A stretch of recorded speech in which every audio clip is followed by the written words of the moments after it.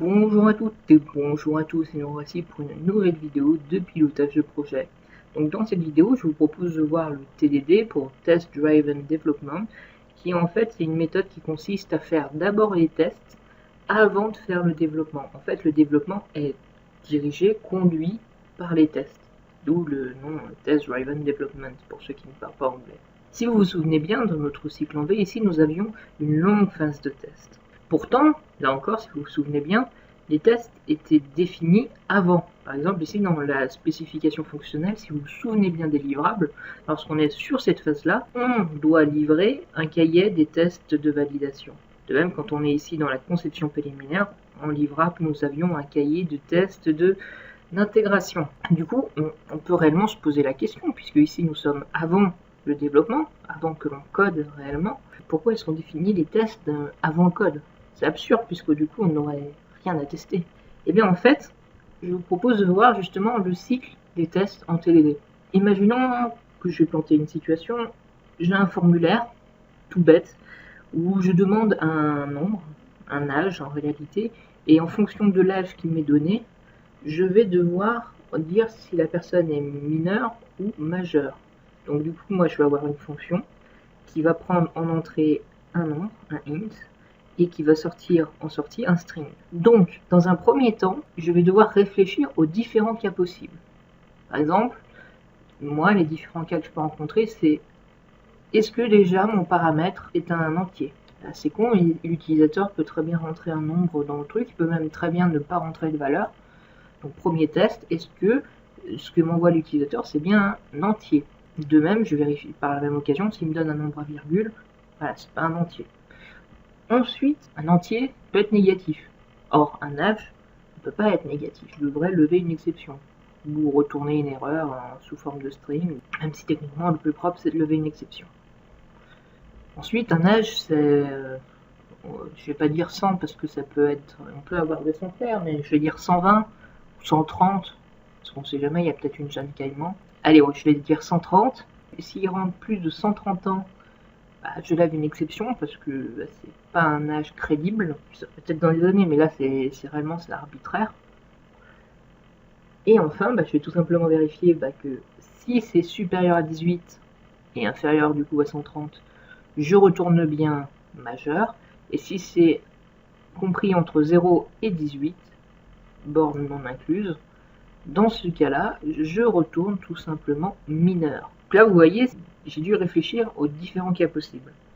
Ensuite, il va falloir que j'écrive le code. Ça veut dire que je vais aller dans mon code et je vais écrire les différentes fonctions qui représentent les situations que j'ai réfléchies à l'étape précédente. Donc ça veut dire que je vais tester si je mets en variable d'entrée un nombre négatif. Techniquement, je vais vérifier que ça me retourne une exception. Tout simplement. Et je fais ça pour tous les cas que j'ai énumérés tout à l'heure. Donc bien sûr, là-dessus, dans ces tests, je vais faire appel à la fonction que je souhaite tester. Il y a juste un problème, c'est que cette fonction n'existe pas. Donc évidemment, il faut que je vérifie, et ça c'est une phase très importante, attention, je vérifie que tous les tests ratent. Je vérifie que justement, parce que ma fonction n'est pas implémentée, tous ratent, parce que si un test marche, ça voudrait dire que quand je vais réellement tester avec ma fonction qui est bien implémentée et tout, je serai incapable de dire si mon test est bon parce que ma fonction est bonne ou parce qu'elle a raté. Puisque de base, elle sera toujours vraie. Du coup, c'est un test qui sera inutile, qui n'est pas opérant. Du coup, c'est pas bon. Du coup, voilà, quand j'écris mes tests, je les lance tout simplement, et je vérifie qu'ils ratent tous. Ensuite, là, cette fois, je vais développer ma fonction. Donc là, je vais dans mon code, je développe ma fonction qui prend un âge, qui va retourner un string, et après, je fais un simple... Après, je fais les différents cas. Si ce n'est pas compris entre 0 et 130, je lève une exception. Et après, en fonction de la valeur, je retourne mineur ou majeur. Et ensuite, cette fois, je relance les tests. Sauf que cette fois, comme la fonction est implémentée, normalement, si j'ai bien développé ma fonction, tous les tests sont censés passer. Et comme normalement nous avons réfléchi à tous les cas possibles, cela me certifie que ma fonction a géré normalement tous les cas. Donc évidemment, c'est nous qui réfléchissons aux tests et il est possible que des tests nous échappent. Mais au moins, tous les cas facilement imaginables, même si parfois on peut se tordre la tête de plus en plus, mais on a réfléchi et on a anticipé ces cas-là. Parfois, c'est vrai, on ne peut pas penser à tout, mais au moins on a débroussaillé le terrain un maximum. Et ça, c'est important. Et du coup, on est globalement confiant sur le fait que notre fonction, elle respecte bien son objectif, il fait bien ce qu'on attend d'elle, et du coup, on peut la valider. Sincèrement, on dit, voilà, cette fonction, elle est finie, elle est prête à l'envoi. Sauf que ça ne se termine pas ici. C'est qu'il faut répéter les tests souvent. Pourquoi? Parce que nous, on va avancer dans le code. Nous, on a dit, ça y est, cette fonction, elle marche, c'est bien. Je l'intègre au code, ça marche toujours. Puis j'avance. Je code des nouvelles fonctionnalités, je refonde certains trucs, etc. Or, toutes ces modifications peuvent avoir un impact sur cette fonctionnalité. Ça peut la dégrader. Ça peut faire ce que l'on appelle de la régression. Ça veut dire qu'une fonctionnalité qui marchait se met tout d'un coup à ne plus marcher, tout simplement parce qu'on a modifié un comportement extérieur qui impacte notre fonction. C'est pour cela qu'on doit faire des tests de manière régulière, c'est-à-dire on va les relancer et vérifier que notre fonction, même quand on avance, etc., eh bien, elle marche toujours. Généralement, quand vous serez dans des environnements et sur des projets un peu plus conséquents, ce qu'on fait, c'est que généralement, on se fait une routine. Ça veut dire qu'on se fait un script qui va se lancer une fois par jour ou un truc comme ça, qui va vérifier tous les tests, qui va les lancer tous et qui nous envoie une alerte s'il y en a un seul qui rate. Un seul ou plus, évidemment. Et une fois que j'ai fait ça, réellement, moi, j'ai fait ma fonctionnalité. Du coup, je passe à la fonctionnalité suivante et je réfléchis encore aux différents cas possibles, je réécris les tests et on continue le cycle. Et on avance comme ça de manière incrémentale, fonctionnalité par fonctionnalité. Et au final, quand on aura complété tous les tests, et tout simplement, ça voudrait dire qu'on a fait notre programme. Puisque techniquement, les tests ont été faits à partir du cahier des charges. Si on a fait tous les tests, c'est que techniquement, on a validé tous les points du cahier des charges. Donc, techniquement, quand on a fait tous les tests en TDD, ça prouve qu'on a fini notre programme et que notre programme est fonctionnel. Mais dans ce cas, vous allez quand même me dire, oui, mais enfin, ça c'est très bien, mais ça m'apporte quoi de faire ça? Et c'est une très bonne question. Parce que vous allez me dire, les tests, on peut les faire après. Je veux dire, je fais ma fonction, je teste après.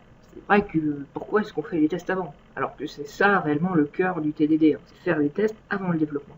Puisque le développement est dirigé par les... Et justement, c'est le point suivant, comme quoi le cours, il est bien fait. Alors tout d'abord, les avantages du TDD. Le point principal, j'ai envie de dire, c'est que déjà ça vous force à faire les tests. Parce que, comment dire, j'étais comme vous savez, sur des petits projets, des trucs comme ça, des tests, et surtout quand on est à court de temps, j'ai envie de dire, surtout quand on est à court de temps et qu'on doit faire vite, les tests, c'est généralement le truc qu'on voit pas comme très important et que on bâcle un petit peu quand on les fait. Et sincèrement, j'ai envie de dire, c'est pas professionnel. Quand on est avec un client, qu'on a des enjeux financiers importants, on ne peut pas se permettre ce genre de comportement. Les tests sont quelque chose qui est quand même inévitable. Ça permet quand même de valider votre code. Parce que si derrière, vous avez livré et que le client doit vous faire un rapport de bug qui est en une vingtaine de pages, votre crédibilité, elle est foutue. Le client, il fera plus appel à vous. Vous venez de livrer un truc qui est totalement vérolé, et croyez-moi, votre client, là, il va pas apprécier. Alors qu'au contraire, si vous avez des tests, vous avez quelque chose pour vous appuyer dessus. Pour dire, écoutez, moi, j'ai mon code, j'ai une couverture de tests de temps, et les tests marchent, les fonctionnalités marchent. Regardez, moi, ce que j'ai fait, c'est du solide. Et là, croyez bien que le client va être tout simplement confiant, et du coup aura une bonne image de vous. Et du coup, ça évite également la phase de maintenance qui est une phase qui peut coûter très cher aux entreprises. Voilà, réellement, je sais que moi j'ai été comme vous avant, parce que moi j'ai été développeur indépendant et je faisais beaucoup de petits projets pour commencer. Mais dès que j'ai été dans des structures un peu plus grosses, c'est que du coup j'ai travaillé en équipe, etc. Notamment quand je pense on utilise du moteur de subversioning et tout, c'est bien pratique d'avoir des tests. Sincèrement, pour vérifier que votre code il marche toujours alors que vous venez de mettre à jour avec le code du voisin, etc. Vous venez de faire un merge, donc une fusion de code, etc. C'est bien pratique d'avoir des tests pour vérifier que tout marche bien, plutôt que de lancer l'application et tester à la main de manière empirique, j'ai envie de dire, Moi au départ je faisais mes tests, c'était des tests intrusifs, hein. Je mettais des échos, je regardais les valeurs, je faisais des var dump, enfin voilà, et ben ça c'est pas très professionnel, c'est pas fiable à 100% et c'est vraiment empirique, on teste à tâtons, on teste pas tout. Alors que là, l'idée c'est vraiment qu'on fait des tests structurés, qu'on pourra automatiser, et surtout bah, on sait que c'est fiable quoi. On couvre les cas. C'est pas je teste globalement ça, ouais ça a l'air de marcher, puis on passe à la preuve. Donc voilà, réellement, le fait de faire du TDD, ça vous impose de les faire en amont, donc déjà ça vous impose à les faire, et surtout c'est pas le truc qu'on va bâcler pour gagner du temps. Parce que du coup vous n'êtes pas encore dans la phase de rush, j'ai envie de dire. Donc quand on les fait à la fin, on est près de la phase de rush, et je sais que c'est très tentant de les sauter. Deuxième point, cela pousse les développeurs à s'interroger sur les cas possibles. Effectivement, généralement quand on part bille en tête sur le code, bah, on fait le fonctionnement basique, on pense généralement aux erreurs les plus courantes, mais là réellement l'avantage des tests c'est on se pose et on réfléchit à tout ce qui peut faire foirer notre code. Tous les cas, une autre fonction peut planter, ou tous les cas possibles, tous les cas imaginables. Et réalisables, hein. On ne fait pas des tests qui sont irréalisables. Si par exemple vous êtes dans je sais pas moi, côté client, on vous force, vous n'avez pas le choix puisque c'est le code qui le fait, à vous envoyer une valeur entre 0 et 100, côté serveur, ça ne sert à rien de vérifier que la valeur est comprise entre 0 et 100 puisque le client n'a pas le choix, il vous enverra forcément ça. Donc c'est pas forcément un test utile. Mais bref, en tout cas ça vous force à vous interroger, et c'est une phase où on pense pas forcément, on se pose pas forcément quand on part comme ça dans le code, on se pose pas forcément toutes les questions, on avance en règle générale. Et là c'est vraiment, bah, on se pose, réfléchit, quels sont les différents cas possibles, et comme ça on n'a pas plus tard le problème de ah ouais non mais en fait si je fais ça, puis ça, alors du coup je me retrouve avec ça, et quand je me retrouve avec ça, ça fait planter ma fonction. Non, ça techniquement ce n'est pas censé arriver, c'est parce que normalement vous avez dû déjà réfléchir à ce cas-là, du coup vous ne devriez pas être surpris. Donc vraiment c'est l'un des avantages du TDD, c'est que moi ça vous force à vous interroger sur tout ce qui peut vous arriver. Et du coup, bah, ça vous permet d'avoir davantage confiance en votre code. Quand vous le présentez, notamment quand vous le présentez aux clients ou en tout cas à vos supérieurs, bah, vous savez qu'il marche, vous êtes confiant, et surtout du coup cette confiance ça vous permet de ne plus avoir peur de le modifier. Parce que je connais le comportement qui consiste à dire ah ça serait bien de réformer ça parce que là c'est un peu lourd etc, ça serait bien d'optimiser, ah mais j'ai peur que si je touche ça du coup ça dégrade ça et du coup ça va plus marcher aussi, ah puis c'est aussi lié à ça, ah il faudrait que je réforme, ah c'est trop compliqué, je vais pas. Non, ça du coup ça n'existe plus. Pourquoi? Parce que dès que de toute façon je vais modifier un truc, si ça dégrade quelque chose, si ça casse quelque chose dans la machine, automatiquement je vais avoir un test qui va foirer. Et du coup automatiquement je serai alerté. Il n'y aura plus de trucs surprises. Moi j'ai dû travailler sur une application une fois qui n'avait malheureusement pas de test, et je faisais une modification sur une page, ça marchait super bien. Et vraiment 5 pages plus tard, il y avait une erreur qui était due à la modification que j'avais faite en premier lieu. 5 pages plus tard. Et ben, moi, quand j'avais fait mes tests vite fait, eh ben, moi, ma page, elle marchait bien. Sauf que je suis pas allé jusqu'à avoir 5 pages plus loin, moi. Et là, ben, justement, faut pas avoir peur de modifier. Pourquoi? Parce que si je modifie, de toute façon, je vais avoir des tests qui vont me dire si ça a dégradé quelque chose ou pas. Donc je n'ai plus aucune raison d'avoir peur de casser quelque chose quand je modifie. Je le fais, et puis j'ai cassé un truc là, je vais aller le réparer, c'est tout. J'ai plus à avoir peur. J'ai confiance en la solidité de mon code. Et ça, croyez-moi, c'est quelque chose qui est extrêmement important quand on est développeur. D'être sûr de son code, notamment lorsqu'on fait des présentations, de ne pas trembler. Voilà, vous êtes sûr de votre code. Ça va bien se passer. Et surtout, comme je vous l'ai dit, c'est extrêmement utile pour vérifier la non-régression d'une fonctionnalité, parce que généralement ce qu'on fait, c'est quand on teste notamment la volée, c'est bon la fonctionnalité elle marche bien, bon c'est bon, je la mets dans un coin et j'avance. Sauf que effectivement, lorsque j'avance, parfois ça peut impacter réellement ce qu'on fait sur cette fonctionnalité. Littéralement, là, j'ai levé une exception. Si je modifie le traitement des erreurs sur mon champ âge, là, si je refonde le système d'exception, ça peut très bien impacter ma fonctionnalité, même si intrinsèquement, c'est pas lié. Du coup, je peux avoir une régression.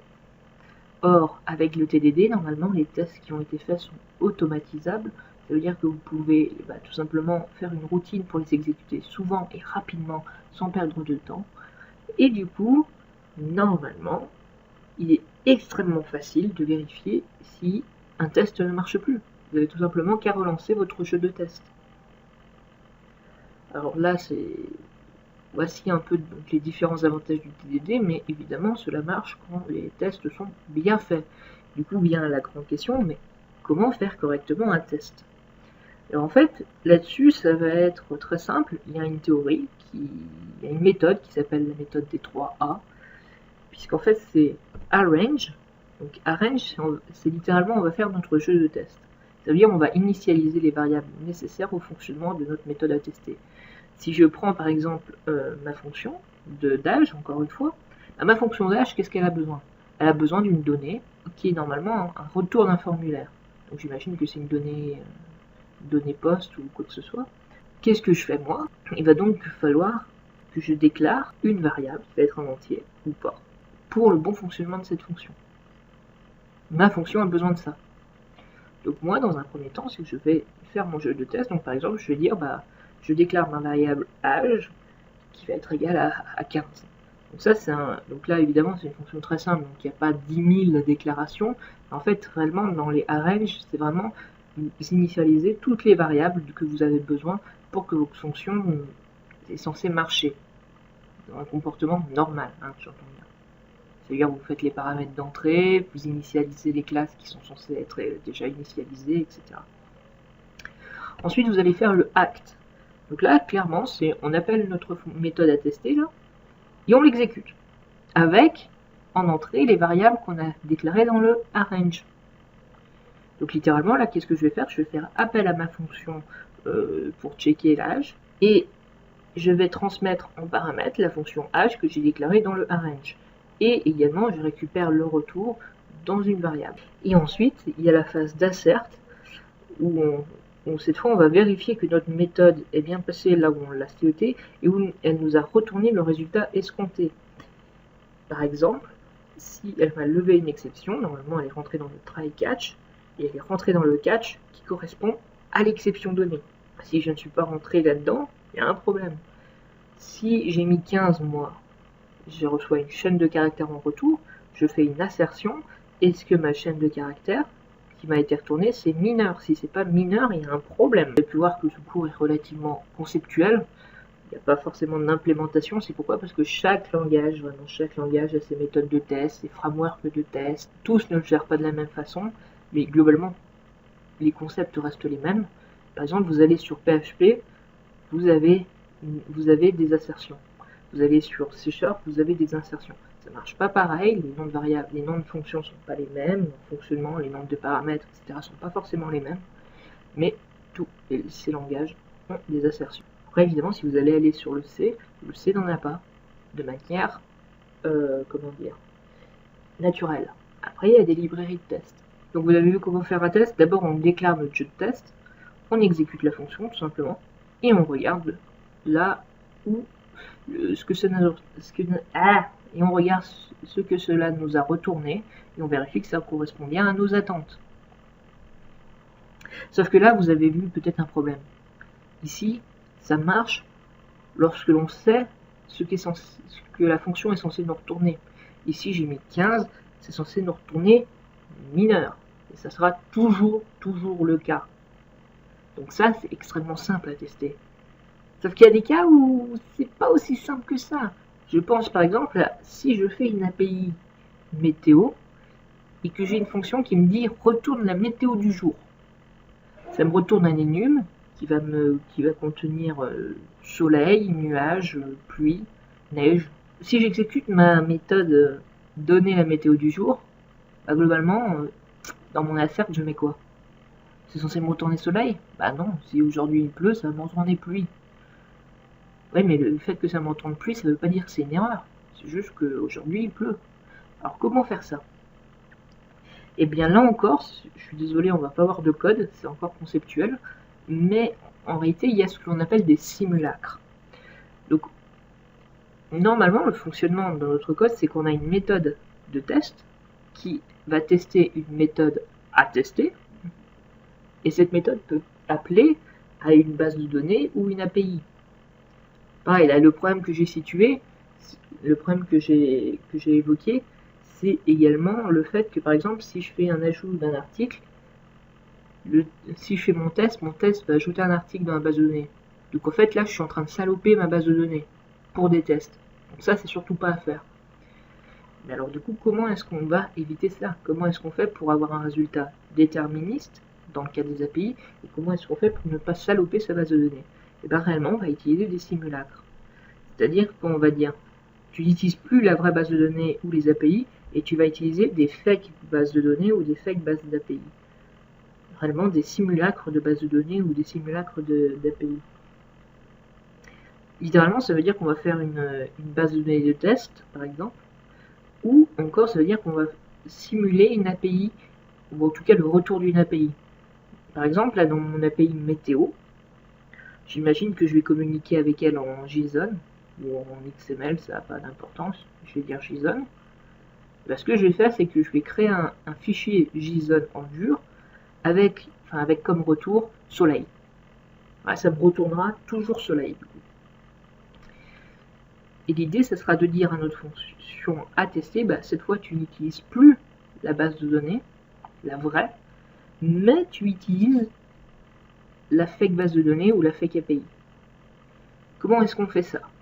Voilà, c'est une très mauvaise idée, mais qui pourtant est intuitive, de modifier notre méthode que l'on souhaite tester, en y ajoutant par exemple un autre argument, qui consistera à dire is tested or not, un booléen, et en fonction de ce booléen, soit on tape sur la vraie base de données, soit on tape sur la fausse. Et quand nous, on fera notre appel depuis notre méthode de test, on se mettra ce booléen à true pour dire, bah voilà, on souhaite tester. Alors ça, c'est très mauvais, parce que ça nous forcerait à modifier toutes les fonctions qu'on a faites. Ça nous forcera à refondre le code pour dire, bah, avec un if tested machin, si c'est égal à true, alors dans ce cas tu vas taper sur cette base, alors que si ce n'est pas, tu vas taper sur la vraie base. Bah, ça multiplie le code et surtout ça dégrade notre fonction. Le but des tests, c'est pas que ça dégrade notre méthode. Là je m'explique, quand je dis dégrader, c'est que ça va me faire des traitements en plus dans ma méthode. Or quand moi je vais livrer, le client, lui, des tests, il en a rien à faire. Lui, ils sont considérés comme acquis et il ne faut pas que les tests forcent la méthode, une fois déployée, à faire des comportements inutiles. Il ne faut pas que notre méthode de test impacte les performances de notre méthode à tester. Tout ça, c'est pas bon. Ce qu'on va faire, c'est qu'en fait, dans nos méthodes de test, on va utiliser réellement des frameworks de simulacres, ou là encore, ça dépend des langages, etc. En règle générale, c'est des frameworks. Par exemple, je pense en C#, ça s'appelle mock. Sur du PHP, on peut faire des stubs, enfin bref. Il y a des choses, ne vous inquiétez pas, qui consistent à dire, bah attention, là on est dans un environnement de test. Donc, dans ma méthode de test, je dis, quand ma méthode de test va faire un appel à la base de données ou un appel à l'API, je vais changer le comportement de cette fonction pour faire en sorte que ça tape sur la fausse base de données ou la fausse API, tout simplement. Alors vous allez me dire, mais du coup, à quoi ça sert de faire ça? Par exemple, si j'ai une simple méthode, bah, donne-moi la météo du jour. Si ça me retourne toujours soleil, je suis incapable de tester si ça marche. Alors attention, quand vous faites des tests, les tests c'est sur le code à vous, c'est sur votre code. Les API, c'est pas censé être votre code, à moins que ce soit vous qui l'avez développé, mais voilà. Ça veut dire que l'API a déjà dû être testée. Là-dessus, c'est pas votre problème. Vous, par contre, ce qu'il faut que vous vérifiez, c'est que est-ce que vous faites bien un appel à l'API? Est-ce que vous comprenez bien le retour? J'ai du JSON ou du XML, est-ce que je le parse bien pour avoir mon retour sous forme de string ou sous forme d'énum ou ce que vous voulez? Et est-ce que je retourne bien la valeur qui était dans mon XAML ou dans mon JSON? Ça, c'est votre code. Ça, c'est à vous de tester. Après que l'API vous retourne soleil ou pas, c'est pas à vous de tester. Donc effectivement, c'est moche puisque vous avez tapé sur un simple JSON qui vous retournera toujours soleil. On est d'accord par contre que le JSON a exactement le même formatage que ce que votre API vous retournera. Hein. Là-dessus, voilà, évidemment, pour que ça marche, il suffit pas de retourner soleil. Il faut que si vous avez un champ qui s'appelle temps, ça s'appelle temps, enfin, toute la structure que vous retourne l'API, il faut que ça soit la même sur votre fake API. Mais globalement, vous, c'est surtout voir, est-ce que l'API vous renvoie ça, est-ce que vous êtes capable de le traiter? C'est ça le question. Et donc voilà, donc j'espère que vous avez pu voir un peu plus ce qu'était le TDD. Donc pourquoi est-ce qu'on fait des tests avant le développement? C'est que réellement, en fait, comme on va réfléchir sur les tests à partir du cahier des charges, on va faire tout un jeu de tests. Et le but, c'est vraiment que notre code réponde au jeu de tests pour qu'en fait notre code réponde au cahier des charges. Et on a pu voir les différents avantages que cela apporte. Et donc effectivement, ça donne du travail en plus. Mais sur la phase de maintenance, on y gagne énormément, croyez-moi. J'ai vu des programmes qui n'avaient pas de test et où la maintenance a duré quand même 6 mois. 6 mois à corriger des bugs, etc. Je peux vous dire que l'entreprise, elle n'était pas contente. Alors que là, je suis à Sogeti, donc au centre d'excellence Microsoft. Et là, c'est tout bien organisé, etc. Et je peux vous dire que on n'a pas ces problèmes-là. On a des tests, on les fait exécuter tous les soirs. D'ailleurs, on les exécute même souvent. Et c'est très pratique, notamment lorsqu'on fait du travail en équipe. Comme j'ai déjà évoqué le problème, mais quand on fait du subversioning et qu'on fait un get latest version, tout simplement, il y a un moteur de merge qui est derrière pour gérer les conflits de manière automatique, sauf que parfois il n'y arrive pas toujours, mais bref, là on intervient. Sauf que parfois ça peut détériorer notre code. Et là, les tests prennent toute leur importance, sincèrement. On gagne un temps fou. Donc moi, je suis plutôt en faveur du TDD. Et je vous invite d'ailleurs à le faire. Après, évidemment, certains projets s'y prêtent plus que d'autres. Faire des TDD sur des petits sites web, ça ne sert à rien, puisqu'au final, c'est surtout du balisage, hein, les petits sites web, plus que de la réelle algorithmie. Mais sincèrement, c'est important. Quand vous faites des projets un peu plus conséquents, tels que des web services, tels que des applications, etc., le TDD, c'est très important. Voilà. J'espère que je vous ai un peu convaincu, que vous avez au moins pu voir de quoi il s'agissait en tout cas, et je vous dis à une prochaine fois pour une prochaine vidéo.